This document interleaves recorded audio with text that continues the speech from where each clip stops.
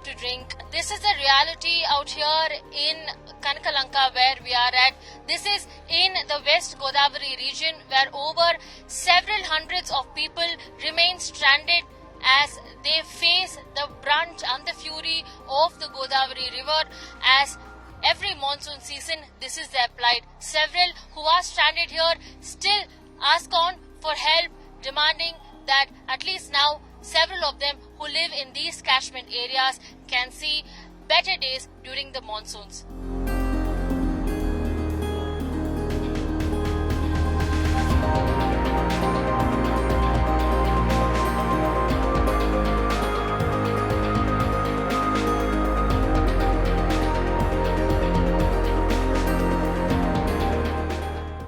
It's a test against waters here in West Godavari as people of Kanakayalanka will have to wade through every day to reach back to the base from where they can get basic necessities come every monsoon, and this is the plight where over 2,500 plus people are left stranded here every monsoon. In fact, the only way in and out is through these boats that keep crossing in and across the West Godavari.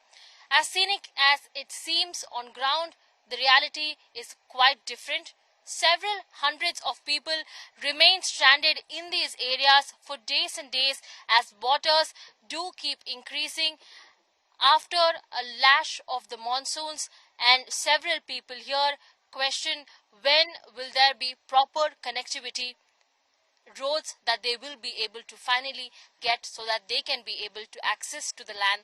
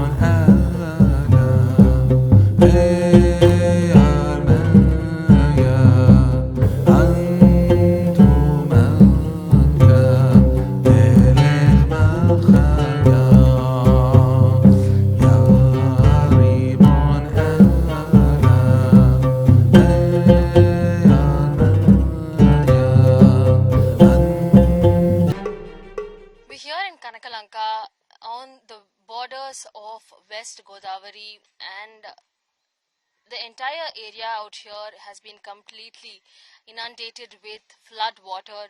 Every monsoon, this is the plight of over hundreds of people who have gathered here, who are seeing this conditions in and across the area. In fact, the plight is such that in across every house as well, there are also people who have kept boats in and around this area as well, just to help them travel out into the land to reach as well.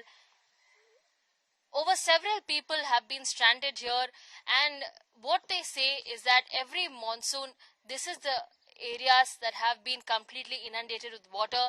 Not only catchments like Kanakayalanka out here, but also in and across West and East Godavari. This is the plight of several tiny catchments that are in and around this area, where several hundreds of people remain stranded as waters seep into their houses, damaging what used to be primarily agricultural lands. All you can see behind me are palm leaves, coconut trees and whatnot, but on the ground the reality is that every monsoon this is the situation that they have to face through.